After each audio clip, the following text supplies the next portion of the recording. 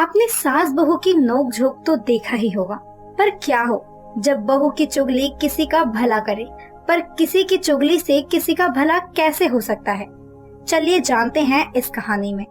पल्लवी अपनी सास लता के साथ रहा करती थी। पल्लवी की शादी हाल फिलहाल में ही हुई थी। ऐसे ही एक दिन लता अपनी बहू को आवाज लगाती है, बहू, ओ बहू। जी माँ जी, आपने बुलाया? हाँ बहू, वो क्या है ना, मैं बाजार जा रही थी तो सोचा क्यों ना मैं तुझे भी अपने साथ ले चलूं। इसी बहाने तू बाहर भी घूम लेगी और लोगों से मिलजुल कर इस मोहल्ले का हिस्सा भी बन जाएगी। मोहल्ले का हिस्सा? हाँ बहू, मोहल्ले का हिस्सा। मान ले अगर मुझे कहीं बाहर जाना पड़े और तू घर में अकेली रह गई हो, तेरा मन जरा भी नहीं लगेगा, तो तू उस समय अपना टाइम इस मोहल्ले की औरतों के साथ बिता सकती है। माँ जी, मेरे बारे में कितना सोचती है। भगवान ऐसी सास सबको दे। अपनी सास की बात सुनकर पल्लवी के चेहरे पर एक मुस्कान आ जाती है और वो अपनी सास के साथ बाहर जाने के लिए तैयार हो जाती है। पल्लवी और लता बाजार में सामान ले रहे थे, तभी वहाँ लता की पड़ोसन कांता लता को मिल जाती है। अरे लता बहन, तुम यहाँ? हाँ बहन, मैं तो यहाँ सब्जी लेने आई थी। तुम बताओ, तुम यहाँ क्या कर रही हो? मेरा मतलब है तुम्हें बहुत दिन बाद इस मार्केट में देखा ना, तो मैं हैरान हो गई। हैरान? और वो क्यों? मैं यहाँ नहीं आ सकती क्या? अरे नहीं नहीं बहन, ये कैसी बात कर रही हो? मेरा मतलब वो नहीं जो तुम समझ रही हो। मैं तो ये कहना चाह रही थी कि तुम यहाँ से शिफ्ट कर गई हो, उसके बाद तुम कभी मार्केट में दिखी ही नहीं। तो मुझे लगा कि तुम यहाँ मामूली सी मार्केट से सब्जियाँ नहीं लेती। खैर इन सब को छोड़ो, कभी आओ हमारे घर। वैसे इससे मिलो, ये मेरी बहू है। नमस्ते आंटी जी। नमस्ते बहू, नमस्ते। वैसे लता, तू बहू तो बहुत सुंदर और अच्छी लेकर आई है। तभी तो कह रही हूँ कांता कि कभी हमारे घर पर आ, तुझे अपनी बहू के हाथ का खाना खिलाऊंगी। मेरी बहू जितनी अच्छी दिखने में है ना, वो उतना ही अच्छा खाना बनाती है। लता की बात सुनकर कांता उसको वादा देती है कि वो उसके घर जरूर आएगी।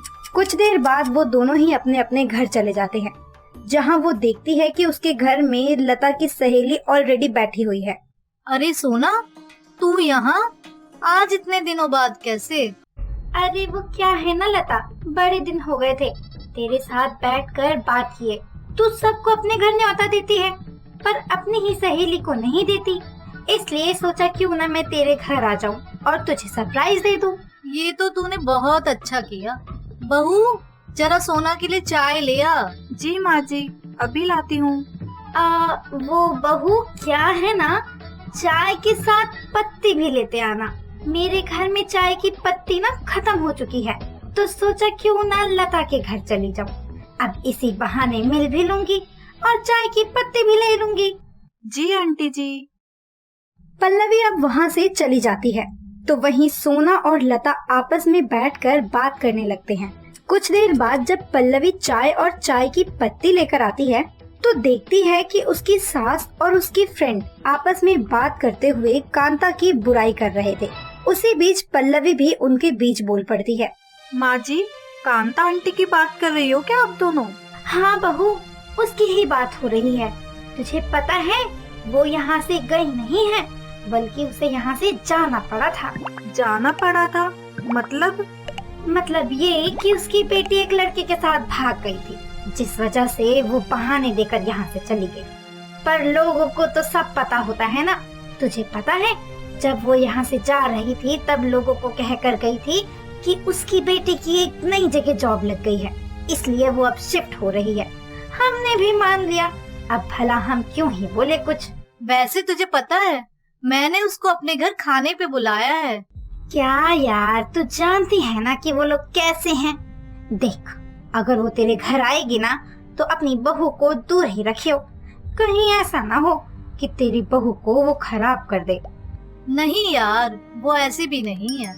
लता की बात सुनकर सोना चुप हो जाती है, लेकिन पल्लवी को ये बात जरा भी अच्छी नहीं लगती। अरे ये तो बहुत गलत बात है। लोग उन आंटी के बारे में ऐसा कैसे बोल सकते हैं? अगर उनकी बेटी भाग भी गई है तो इन लोगों का कोई हक नहीं होता उनकी फैमिली के बीच बोलने का। माँ जी भी कुछ नहीं बोलती। इन लोगों का मुंह बंद करवाने के लिए खुद कांता आंटी को बोलना होगा। अगर ऐसा नहीं हुआ तो ये लोग इनके बारे में बोलते ही रहेंगे। कुछ देर बाद सोना वहाँ से चली जाती है, लेकिन उस दिन कांता उसके घर नहीं आती। समय बीतता है और एक दिन कांता लता के घर आती है, जहाँ उसको लता नहीं मिलती, लेकिन पल्लवी उसको रोक लेती है। आंटी जी, माँ जी नहीं है तो क्या हुआ, मैं तो हूँ। वैसे भी माँ जी अभी आती ही होगी, आप बैठिए, मैं आपके लिए चाय लेकर आती हूँ। पल्लवी कांता के लिए चाय लेकर आती है, जिसके बाद वो दोनों बैठकर बातें करते हैं। बातों ही बातों में पल्लवी कांता से वो पूछ लेती है जो उसे नहीं पूछना था। आंटी जी, अगर आप बुरा न माने तो क्या मैं आपसे एक बात पूछूं?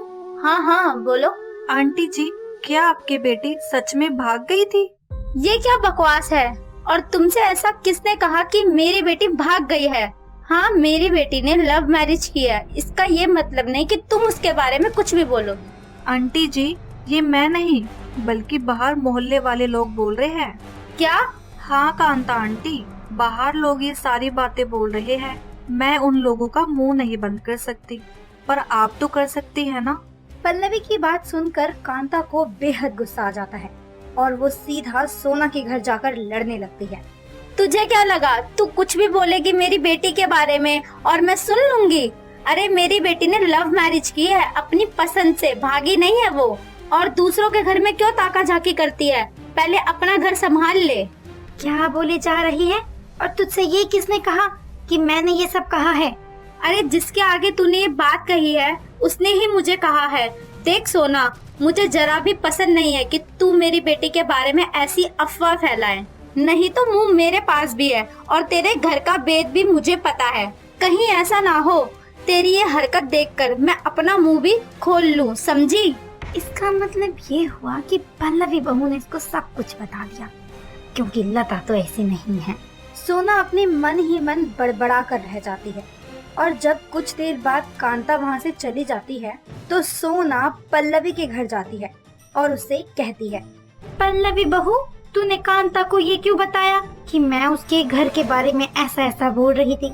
अरे मुझे तो लगा कि तू हमारी बातों को अपने पेट में पचा लेगी, लेकिन तेरी ऐसी हरकत देख साफ जाहिर हो गया कि तेरे पेट में कोई बात नहीं पचती। लता की बहू की चुगली तो सच में आग लगा देने वाली है। माफ करना आंटी जी, पर चुगली मैंने इसलिए नहीं की ताकि वो आपसे लड़े, बल्कि इसलिए की है क्योंकि मैं चाहती हूँ कि आपका मुंह बंद हो सके।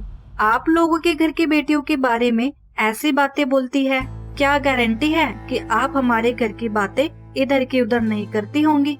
देखिए आंटी जी, जैसे आपके घर की इज्जत है ठीक वैसे ही दूसरों के घर की इज्जत भी होती है। इसलिए आप दूसरों के घर की इज्जत का मजाक बनाने से पहले सोच लिया करिए, कहीं ऐसा ना हो कि मजाक बनाने का अगला नंबर आपके घर का ही हो। सोना पल्लवी की बातों का कोई जवाब नहीं देती और मुंह बनाकर वहाँ से चली जाती है। तो वहीं दूर खड़ी लता ये सब देख रही थी। लता को खुद की बहू पर गर्व होता है, जिसके बाद वो अपनी बहू के पास जाती है और उससे कहती है, बहू, आज मुझे तुझ पर गर्व हो रहा है। और लोगों की चुगली हमेशा ऐसी ही होती है, पर मेरी बहू की चुगली ने किसी का मुंह बंद करवा दिया, साथ ही एक घर की इज्जत भी उछलने से बच गई। मुझे गर्व है तुझ पे और तेरी चुगली पर। माँ जी, कभी कभी चुगली भी अच्छी होती है। अपनी बहू की बात सुनकर लता के चेहरे पर एक प्यारी सी मुस्कान आ जाती है और वो उसको गले से लगा लेती है। इस तरह एक सास की नजरों में अपनी बहू की चुगली का सम्मान काफी बढ़ जाता है।